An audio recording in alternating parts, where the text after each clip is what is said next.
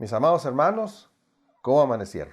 Bendito sea el Señor porque nos permite llegar a este segundo domingo de este nuevo año 2022. ¿Todo bien, mis amados hermanos? Dios me los bendiga. Hemos estado en constante oración porque el Señor esté a su lado ante esta situación de nuevos contagios, hermanos, con nuevas variantes. Solamente el Señor sabe, hermanos. Usted y yo no dejemos de confiar en el Señor y de estar orando. Hermanos, quiero invitarles a orar para iniciar nuestra clase de Escuela Bíblica Dominical y de antemano todos ustedes son bienvenidos. Nuestro buen Dios y nuestro Padre Celestial, oramos, Señor, a ti con agradecimiento en nuestro corazón por esta bendición, Señor, que nos das de continuar. Y ahora, Señor, con esta clase terminar esta serie de lecciones, Señor, de estas profecías de tu advenimiento, y que todas son profecías irrefutables. Todas se cumplieron al pie de la letra. Señor, gracias, Señor, porque eres un Dios fiel. Eres un Dios que cumple promesas. Señor, bendice nuestra iglesia, bendice tu pueblo. Y, Señor, esta situación de pandemia, Señor, tú sigas a nuestro lado. En Cristo Jesús te rogamos, oh Dios, y te imploramos todo esto. Amén. Pues sí, amados hermanos, hoy vamos a ver nuestra última lección. Esta lección del día de hoy se titula El Rey que cuida a su pueblo. Vamos a ver la profecía que escribe el profeta Miqueas y vamos a ver su cumplimiento, hermanos, en el Nuevo Testamento, en el Evangelio según San Mateo. Entonces el título es El Rey que cuida a su pueblo. Hermanos, ¿usted y yo reconocemos a Jesús como nuestro Rey? ¿De verdad? ¿Cómo es la relación suya con el Señor Jesucristo, pero en todo momento de la vida? Yo espero que sea la mejor relación. Que cada día nos esforcemos por tener una mejor relación con el Rey que cuida a su pueblo. Mire, hermanos, el Señor nos llama a ser obedientes, muy obedientes, desde el momento en que usted y yo decidimos seguirlo, aceptarlo como Señor y Salvador de nuestras vidas. Al andar usted y yo en obediencia, descubrimos que su amor, su cuidado, se hace día tras día más palpable y además más confiable. Hoy vamos a ver al profeta Miqueas, que profetizó acerca del Mesías, del ungido de Dios, que iba a venir a esta tierra, hermanos, con un propósito: buscar y salvar lo que se había perdido. Y esta profecía, claro, que se cumplió y la vamos a ver cumplida en el Evangelio según San Mateo. Hermanos, Miqueas profetizó en el siglo VIII, 8 siglos antes de Cristo. Y él fue contemporáneo del profeta Isaías, del profeta Oseas y del profeta Amós. El contexto de Miqueas capítulo 5, que es en donde vamos a basar nuestra lección, es la invasión del sirio Sennacherib contra Judá. Esto lo encontramos en Segundo de Reyes 18 y capítulo 19 y Segundo de Crónicas capítulo 32. Ante esta invasión que no se llevó a cabo, Dios prometió un libertador para el pueblo de Israel, que nacería en Belén, el pueblo de David. El Evangelio de Mateo nos relata el cumplimiento de la profecía en el tiempo de Herodes el Grande. Sí, hermanos, el que mandó matar niños cuando el Señor Jesucristo había nacido. Y todo porque no le dijeron los magos dónde estaba el Señor Jesús. Vamos a iniciar nuestro primer punto, hermanos, en esta lección. El Rey que cuida a su pueblo morará y dará seguridad a su pueblo. Vamos a ver Miqueas, capítulo 5, versículos del 2 al 5. En el año 722, hermanos, antes de Cristo, el reino del norte, Israel, había sido saqueado por Asiria. Había sido muy maltratado. Y no únicamente se había conformado con saquear al reino del norte, sino que también quiso conquistar el reino del sur, Judá, bajo la mano de Sennacherib. Pero eso no sucedería. En Miqueas 5, ¿sí?, y ante los tiempos peligrosos en que vivía el reino de Judá, el reino del sur, el profeta Miqueas escribe en el versículo 2 lo siguiente: pero tú, Belén Efrata, pequeña para estar entre las familias de Judá, de ti me saldrá el que será Señor en Israel, y sus salidas son desde el principio, desde los días de la eternidad. Si vemos la lectura, hermanos, de Crónicas y de los Reyes, vamos a encontrar nosotros al rey Ezequías, que definitivamente, dadas las circunstancias que había pasado en el reino del norte, él ya miraba la caída del imperio del reino del sur, Judá, por Sennacherib, cosa, claro, que no sucedió, según lo relata Segundo Reyes, capítulo 19, y el 32 y el 33. Nuestro Dios está hablando a Belén, por eso dice, pero tú, ¿sí? Mire, déjeme leerle lo que dice el versículo 1 del capítulo 5. Rodéate ahora de muros, hija de guerreros. Nos han sitiado. Con vara herirán en la mejilla al juez de Israel. Pero tú, Belén Efrata, dice la Escritura. Hermanos, nuestro Dios está hablando a Belén, un pequeño pueblo, para una misión tan singular. Belén es el pueblo, Efrata es la región. O sea que Belén estaba en la región de Efrata. Efrata significa fruto, fructífero. Este pueblo, entre comillas, insignificante, daría a luz, hermanos, en ese pueblo nacería la persona más importante de la historia humana, el Mesías, el ungido de Dios, nuestro Señor y Salvador Jesucristo, el Rey de Reyes y Señor de Señores. Sí, hermanos, si Efrata significa fructífero, entonces había fruto por venir. No importaba las circunstancias que estaba viviendo el pueblo de Israel, tanto el reino del norte como ahora el reino del sur, Judá. Había más fruto por venir. El profeta indica que nuestro Dios todavía tenía un gran propósito, y este propósito se llevaría en Belén de Judá. Miqueas, hermanos, no está hablando de un rey terrenal, pues este futuro rey vendrá, ¿de dónde? Dice el versículo 2, de la eternidad. El Dios eterno, el que siempre ha existido, el Dios creador, creador del universo, creador de nuestra tierra. Y dice la Escritura que todas las cosas fueron hechas por Él y para Él. A ese rey vendría, hermanos, vendría con un gran propósito, que será Señor en Israel. Cristo sería Señor en Israel, como hoy en día lo es Señor en su vida, como hoy en día es Señor en mi vida. Bendito sea ese rey, hermanos, en el que usted y yo creemos.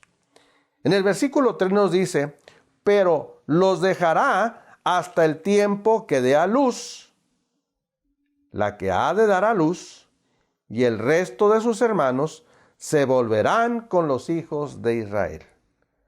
Hermanos, en el propósito futuro de Israel o para Israel, Miqueas estaba seguro de que la nación de Judá, iba a sobrevivir al asalto asirio. Y claro, eso fue lo que pasó según el segundo libro de Reyes, capítulo 19. Miqueas habla de ese futuro como un evento, como un nacimiento que dé a luz la que ha de dar a luz.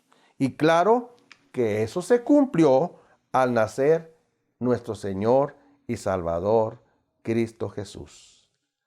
Hermanos, los profetas a veces hablaban de eventos que iban a suceder, pero como que ya estaban sucediendo. O sea, los estaba dando por hecho. Y así es la Escritura, hermanos. Así es la Escritura. En la segunda parte de este versículo 3, el profeta Miqueas nos habla del fiel remanente. Dice, y el resto de sus hermanos se volverá con los hijos de Israel. Este resto de hermanos serían el remanente fiel, en Israel, que sufriría por las naciones paganas, y sufriría por cientos de años, como los asirios, como los babilonios, como los medopersas, los griegos, los egipcios, sirios y Roma, los romanos. ¿Cuánto pueblo, hermanos, invadió? ¿Cuánto pueblo asedió? ¿Cuánto pueblo intervino en el pueblo de Israel? Bueno, pero usted y yo sabemos la razón. El pueblo no fue obediente al Señor. El pueblo desvió su mirada del Señor. El pueblo se volvió a la idolatría. Y por eso el Señor permitió tanta insurrección para con su pueblo. Pero sin embargo, hermanos, siempre ha quedado un remanente. En toda la historia bíblica encontramos que siempre hay hombres y mujeres fieles al Señor, que no han doblado su rodilla a los ídolos, que no han puesto su mirada más que en el autor y consumador de nuestra fe, en el Dios Todopoderoso. Hermanos, en todo, nuestro Dios siempre va a guardar entonces un remanente, como lo fue ahora en el Nuevo Testamento, como lo fue José y María, como lo fue Elizabeth y Zacarías. Este matrimonio, José y María, este matrimonio de Zacarías e Elizabeth, y también, hermanos, fieles hombres como Simeón y como Ana. Y muchos más, hermanos, muchos más que no encontramos sus nombres escritos aquí en la palabra de Dios. Ellos, hermanos, serían la matriz espiritual de donde nacería el Mesías, el ungido de nuestro Dios. Ellos esperaban al Mesías. Muchos, la gran mayoría, se había olvidado.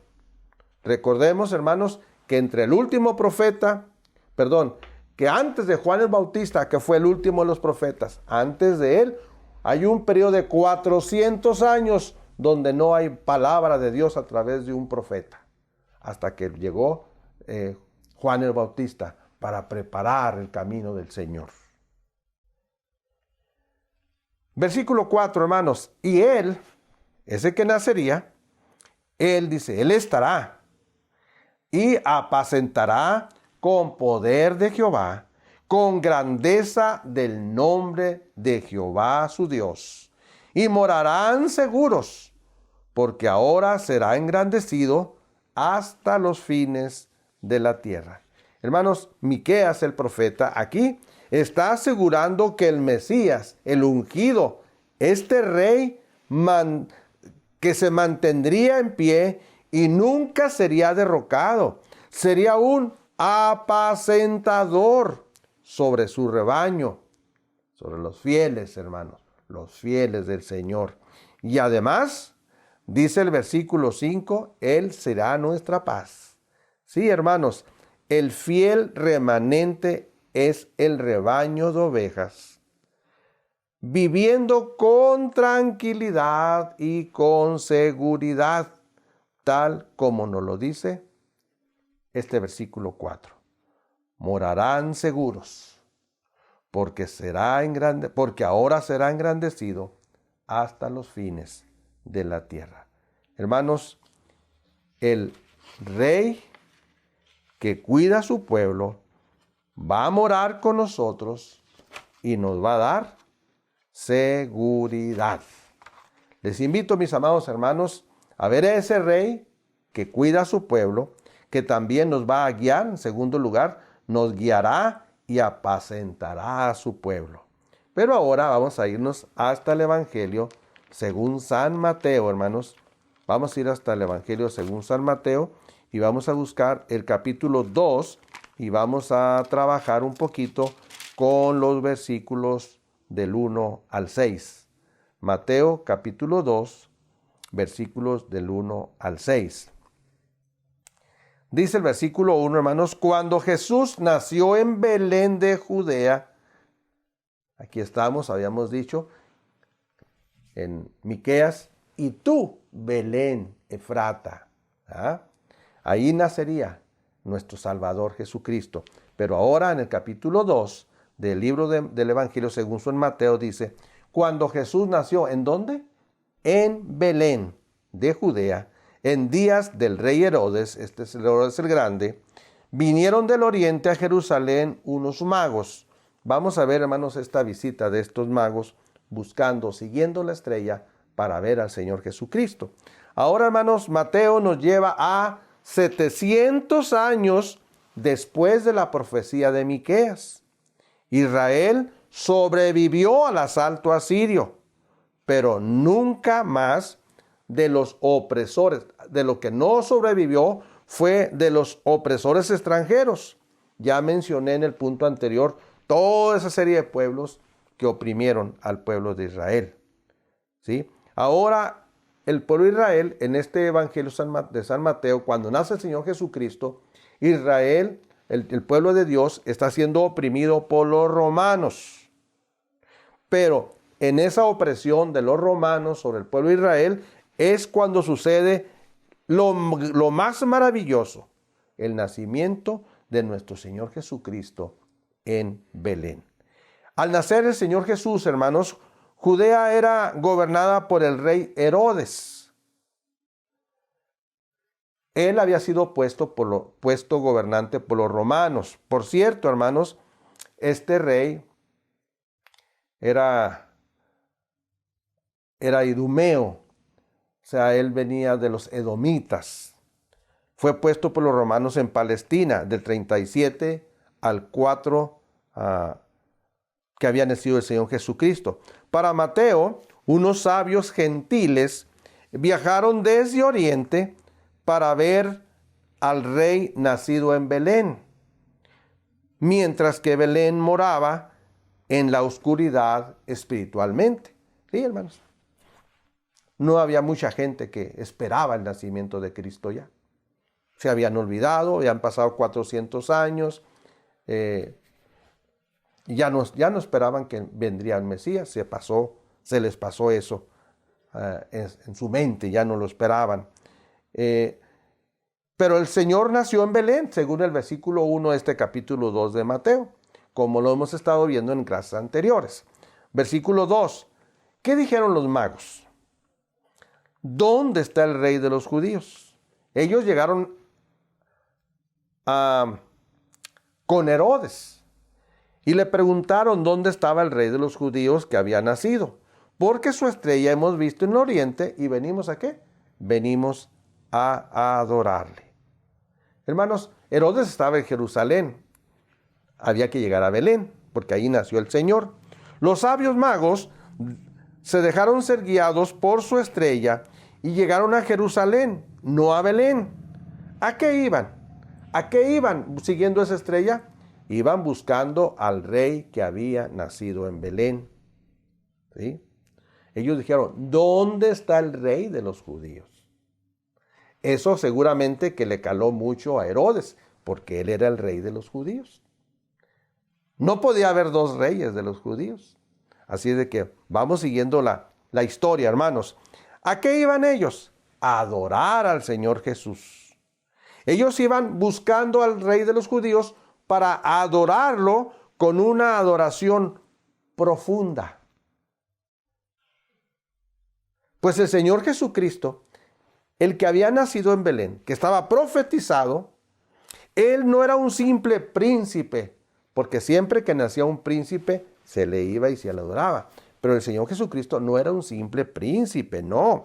Era el Hijo de Dios encarnado. Mateo nos dice que las palabras de los sabios magos no fueron tan bien recibidas por el rey Herodes. Vuelvo a decir, para él no había otro rey más que él, ¿sí? Así es que esto turbó, curiosamente, no nada más a Herodes, sino también a toda Jerusalén con él, tal como lo dice el versículo número 3. Oyendo esto, el rey Herodes se turbó y toda Jerusalén con él.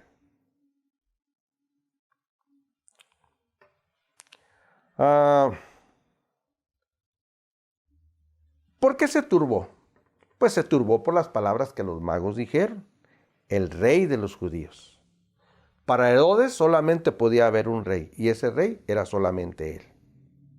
Esa turbación posible, hermanos, era por la turbación del pueblo de Jerusalén. ¿Por qué se turbó también Jerusalén? Hermanos, es muy sencillo. Nació el rey de los judíos, el rey prometido, el Mesías, el ungido de Dios. Y el pueblo, como anteriormente lo había mencionado yo, estaba en oscuridad. O sea, estaba en un estado pecaminoso. Casi todo el pueblo. Era muy poco el número de fieles que esperaban al Señor Jesucristo. Versículo 4, hermano, nos dice de la siguiente manera: y convocados todos los principales sacerdotes y los escribas del pueblo, les preguntó dónde había de nacer el Cristo. O sea, sí, hermanos, el rey Herodes llamó a los doctos sabios de su reino. ¿Quiénes eran? Los sacerdotes y los escribas. Él quería tener la información completa. A ver, ¿dónde hay un escrito donde nos diga dónde nacería ese Cristo? ¿Dónde nacería ese rey de los judíos? ¿Y dónde sería? Bueno, hermanos, pues muy sencillo. En el versículo 5,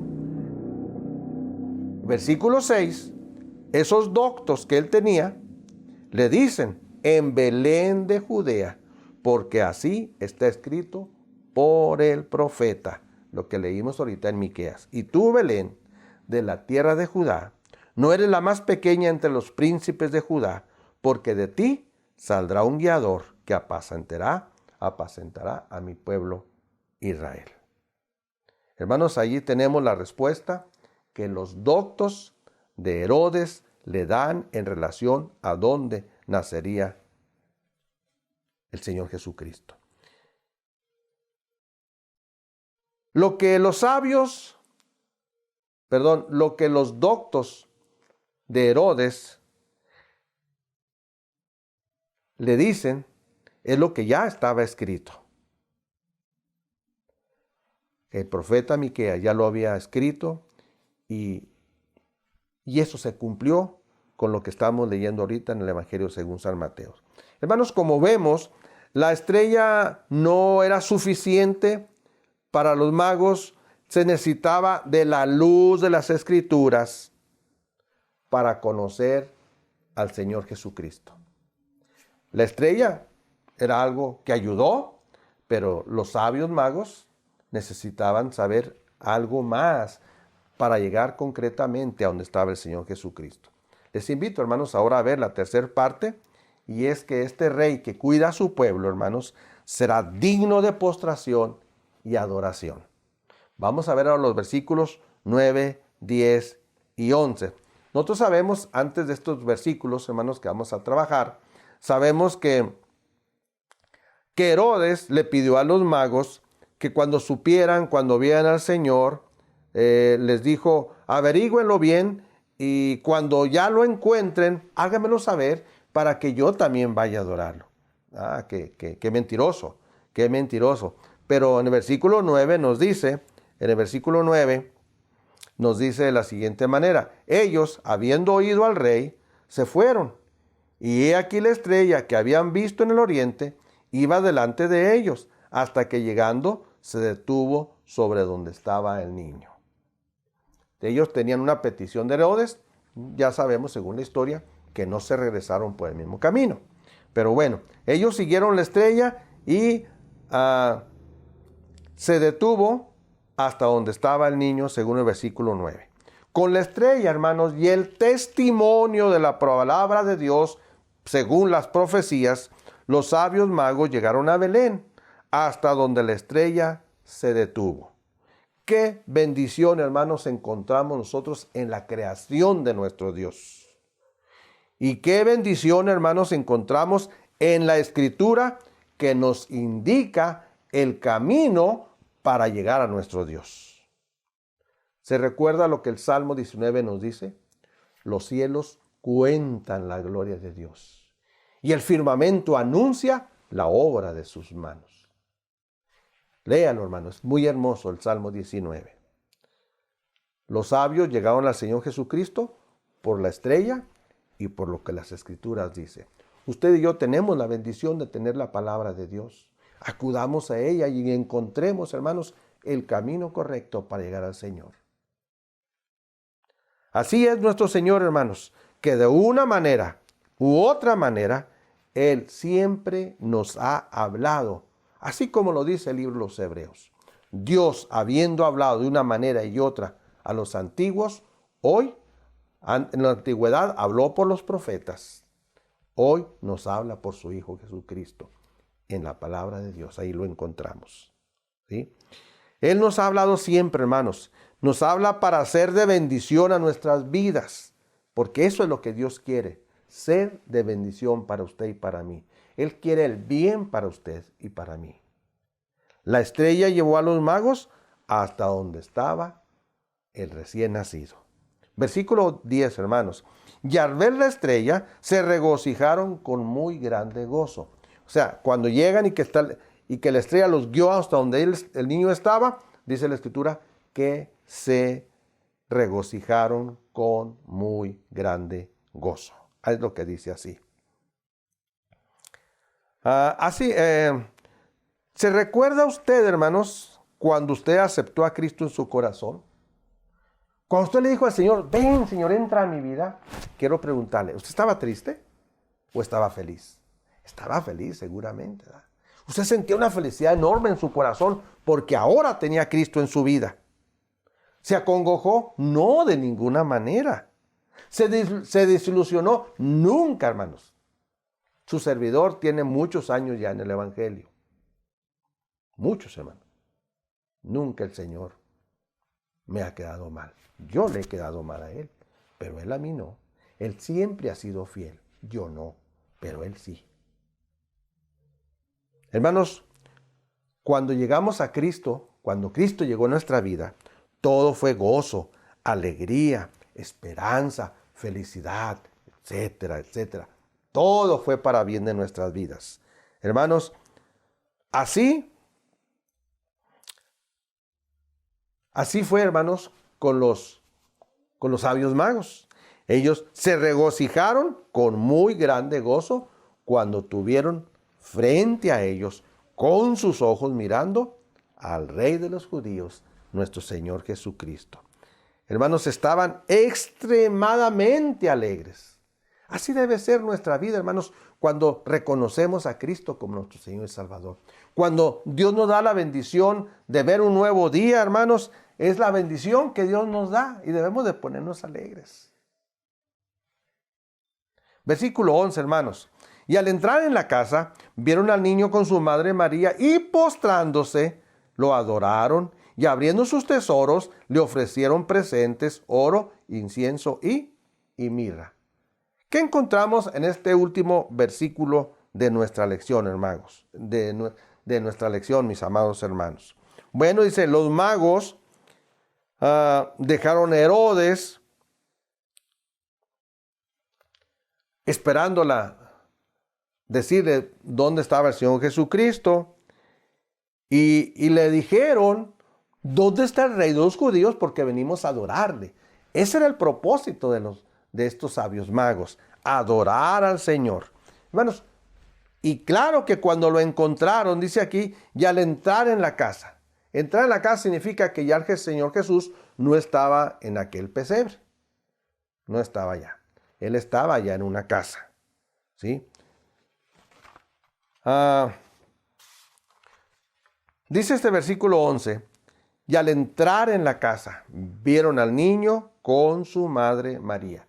Aquí vemos que no aparece José, no, hermanos, no aparece José como en muchas lecturas bíblicas no encontramos a José, ni tampoco lo encontramos cuando haya terminado su vida en la tierra. Encontramos a María como ese medio que Dios usó para traer a nuestro Señor Jesucristo. Entonces, en primer lugar, María y el niño y José, vamos a mencionarlo, ya no estaban en el establo.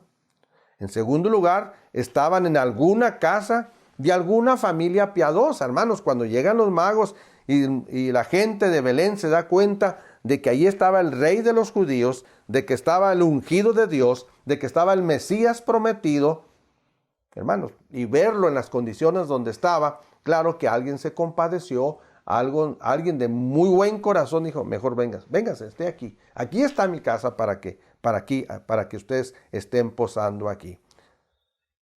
¿Qué hicieron los magos, hermanos? Hicieron lo que tenían que hacer. Adorar al Señor. Dice, se postraron. Dice el versículo 11. Se postraron, lo adoraron y le ofrecieron tesoros. Ya llevaban regalos, hermanos. Tesoros, son regalos. Se postraron y lo adoraron.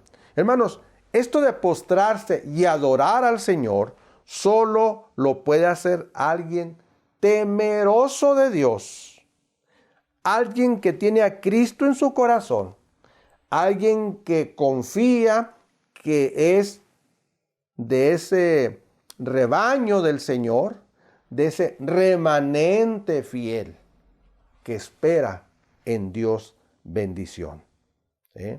Ellos llegaron preparados para adorar, hermanos. Eso es lo maravilloso, hermanos, que la adoración va siempre con otro tipo de preparación. Ellos iban a adorar, pero llevaron regalos. Llegaron preparados para adorar de una manera tangible al presentar regalos de profundo significado. ¿Qué regalos fueron los que ellos llevaron? Bueno, dice la Escritura que postrándose lo adoraron y abriendo sus tesoros le ofrecieron presentes. 1, oro. 2, incienso. Y 3, mirra. El oro, hermanos, es el símbolo de majestad. Y el Señor Jesucristo eso era. El Rey de Reyes, el Señor de Señores. El Señor Jesucristo es el Rey de Reyes. En segundo lugar, le ofrecieron incienso. Incienso, hermanos, es el símbolo de su divinidad y su ministerio sacerdotal como mediador entre Dios y los hombres, tal como lo dice el apóstol Pablo a su hijo Timoteo en su primer carta, capítulo 2, versículo 5. Y en tercer lugar, ofrecieron mirra. La mirra es un perfume para embalsamar. ¿A quién? A los muertos. De esta manera, ellos, los sabios magos, estaban anticipando la crucifixión expiatoria de nuestro Señor Jesucristo. Hermanos, eran regalos especiales de profundo significado. ¿Cómo estamos si usted y yo hoy adorando al Señor? ¿Nos postramos? ¿Lo hacemos con reverencia? ¿Lo adoramos reconociendo el señorío de Cristo en nuestra vida? Hermanos, yo espero que lo hagamos con profundo significado.